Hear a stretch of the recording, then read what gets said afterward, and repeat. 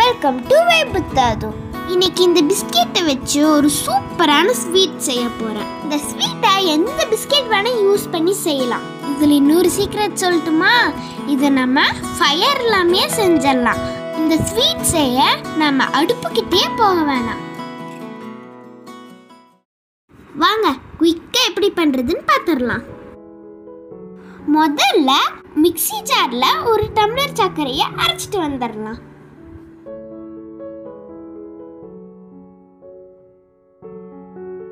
இப்போ நைஸா அரைச்சிட்டு வந்துட்டோம். இப்போ ஒரு 3 ஸ்பூன் சர்க்கரையை மட்டும் தனியா எடுத்து வச்சுக்கலாம்.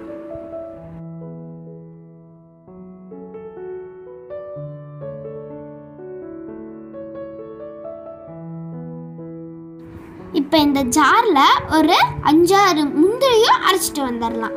உங்ககிட்ட பாதாம் இருந்தா அதையும் சேர்த்து அரைச்சிக்கோங்க. இப்போ ஒரு 20 to 25 மேரி பிஸ்கெட்டை எடுத்து வச்சுக்கலாம். சாரி மாரி பிஸ்கெட். இப்போ இதுதானே ட்ரெண்டு. மாரின்னு சொல்லி இப்போ 800 மாதிரி ஆக்கிட்டாங்க. இப்போ ஆல்ரெடி அரைச்சி வச்சிருந்த சர்க்கரையும் முந்திரியும் கூட இந்த பிஸ்கெட்டையும் உடைச்சு சேர்த்துக்கலாம்.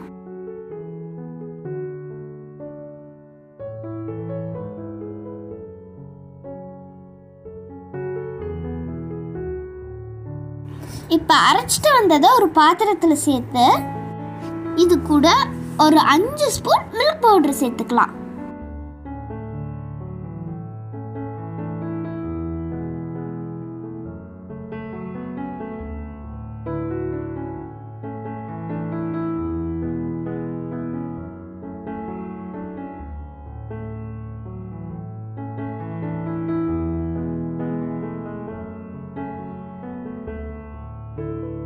இப்போ ஒரு அட்ராக்ஷனுக்காக பிங்க் ஃபுட் கலர் சேர்த்துருக்கேன்.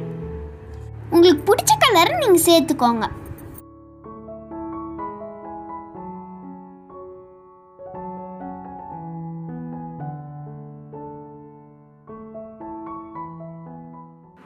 இப்போ இது கூட கொஞ்சம் கொஞ்சமா பால் சேர்த்து சப்பாத்தி மாவு மாதிரி பிசைஞ்சுக்கலாம்.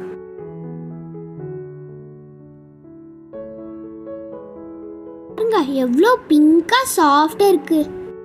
இதை இப்படியே நம்ம டைரக்டா சாப்பிடலாம். சூப்பரா இருக்கும்.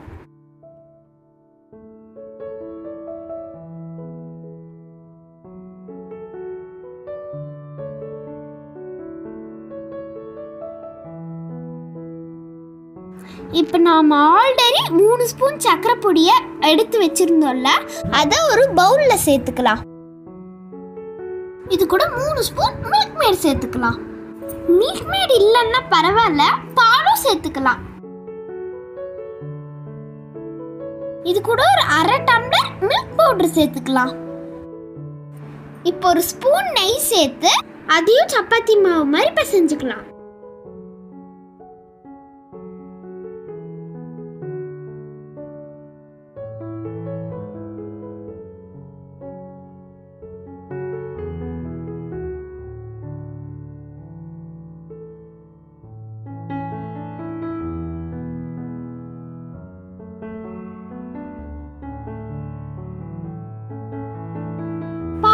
உள்ள வைக்கிற ஸ்டஃபிங்கும் ரெடி ஆயிடுச்சு. இப்போ ஆல்ரெடி எடுத்து வச்சிருக்க பிங்க் மாவை நல்லா தரட்டிக்கலாம். ரொம்ப தடியாவும் இல்லாம மெலிசாவும் இல்லாம மீடியமா தரட்டிக்கலாம்.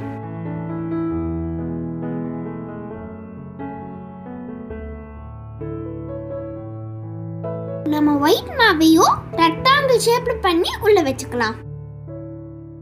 இப்போ நம்ம இதை 2 பக்கமா க்ளோஸ் பண்ணிடலாம். சைடுல இருக்கிறதையும் சாஃப்டா அழுத்தி க்ளோஸ் பண்ணிடலாம். ரொம்ப அழுத்த கொடுக்காம மெல்லமா உருட்டிக்கலாம்.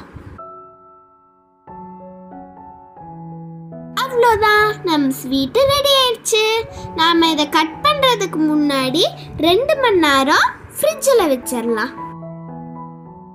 2 hours later. பாருங்க, ஃப்ரிட்ஜில் வச்சு எடுத்ததுக்கு அப்புறம் ஸ்வீட் நல்லா செட் ஆயிடுச்சு. ஆரம்பிக்கலாமா?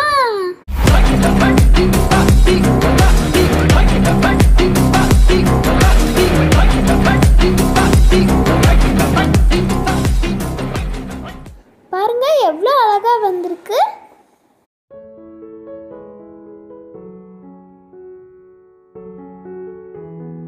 வாவ், பாருங்க, பார்க்கவே செம்ம அழகா இருக்கு. ஃபயரே இல்லாமல் இன்ஸ்டண்ட்டாக ஒரு ஸ்வீட் ரெடி பண்ணியிருக்கோம். இந்த ஸ்வீட்டில் பிஸ்கெட் யூஸ் பண்ணியிருக்கோன்ட்டு யாருனாலையும் கண்டுபிடிக்க முடியாது. ஷாப்பில் வாங்குற மில்க் ஸ்வீட் மாதிரியே இருக்கும். It's time to eat. நான் டேஸ்ட் பண்ணி பார்க்க போகிறேன். அட அட, என்ன டேஸ்ட்டு!